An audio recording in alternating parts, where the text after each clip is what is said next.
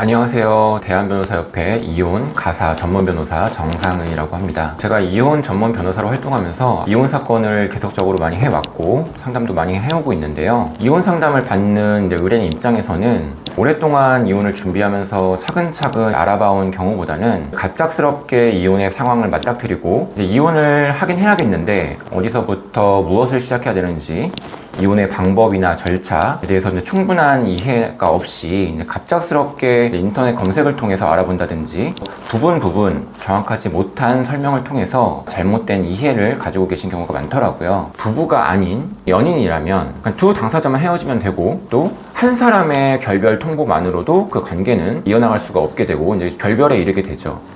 하지만 이혼은 법적인 혼인 관계, 배우자 관계를 법적으로 종결시키는 절차거든요. 미성년 자녀가 있는 경우에는 친권, 양육권, 혼인 기간 동안 공동으로 형성된 재산의 분배, 위자료 이런 법적인 이슈를 하나하나 정리하고 마무리를 져야 되는 부분이기 때문에 아무래도 법률 전문가의 도움을 받지 않고서는 앞이 깜깜한 경우가 많습니다. 제가 이혼 전문 변호사로서 활동해온 이런 경험과 전문성을 가지고 여러분에게 좀 도움이 되실 만한 정보를 드리고자 합니다. 오늘은 첫 시간 이혼을 고민하고 결심한 분들이 가장 먼저 고민하셔야 될 부분에 대해서 말씀드리고자 합니다. 바로 이혼의 문턱을 넘을 수 있는가에 관한 것입니다.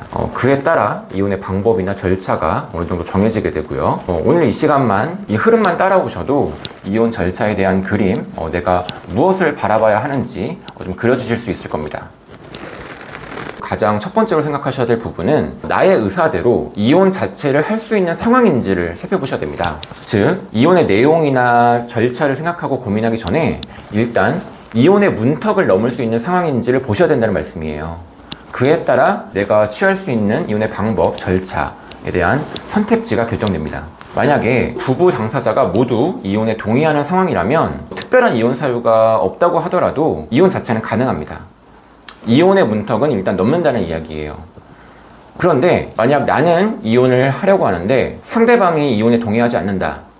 이럴 때는 이혼의 문턱을 넘을 수 있는가 없는가가 아주 중요해집니다. 이혼의 내용이라고 할 수 있는 미성년 자녀의 친권, 양육권, 양육비, 면접교섭, 재산분할, 위자료 이런 것들은 이혼이 이루어짐을 전제로 논의가 이루어지는 것인데 이혼 자체가 이루어지지 않아서 이혼의 문턱을 넘지 못한다면 이혼을 전제로 한 다른 쟁점으로 나아갈 수가 없게 되는 겁니다. 즉, 부부 가운데 한 명은 이혼을 하려 하는데 상대방이 이혼에 동의하지 않는다라고 할 때는 협의이혼이나 조정이혼도 할 수가 없겠죠.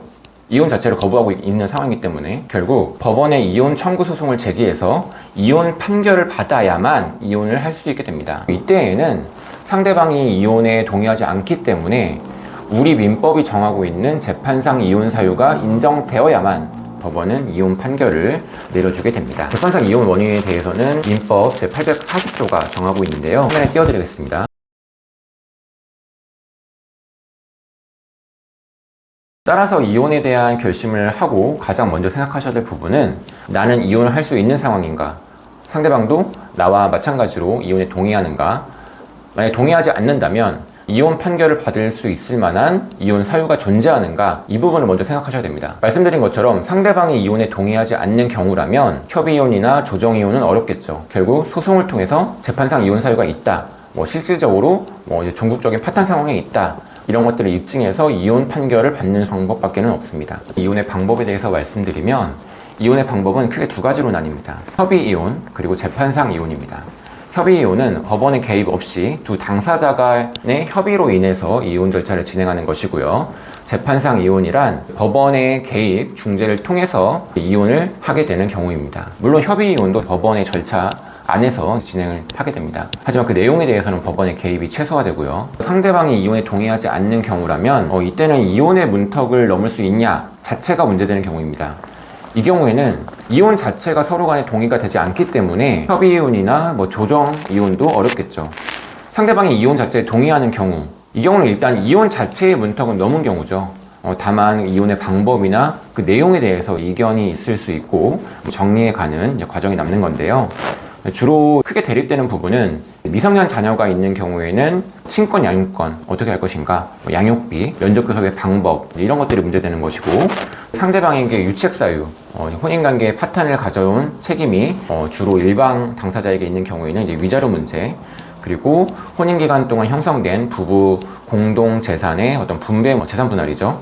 어떻게 공평하게 나눌 것인가, 이런 것들을 정리하는 과정으로 나아가게 됩니다. 말씀드린 것처럼 이혼의 문턱을 넘을 수 있는가, 이혼의 문턱을 넘어야만 이혼의 내용에 대해서 정리를 할 수 있게 되고, 이제 이혼 방법에 대한 선택지도 정해지게 되는데요. 이혼의 내용에 대해서 많은 부분 협의가 된다, 굳이 다툴 필요가 없겠다, 이런 경우에는 이제 협의 이혼도 가능할 것이고요.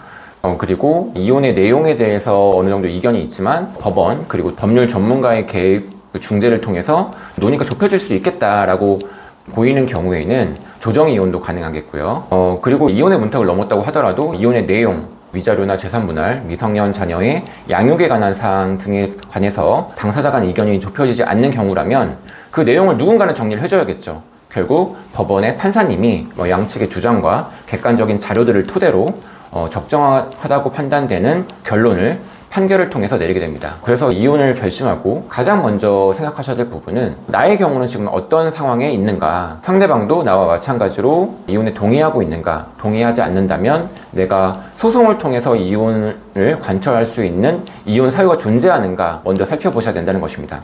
그에 따라서 이혼의 방법이나 절차, 그 내용에 대한 선택지가 어느 정도 정해지게 됩니다.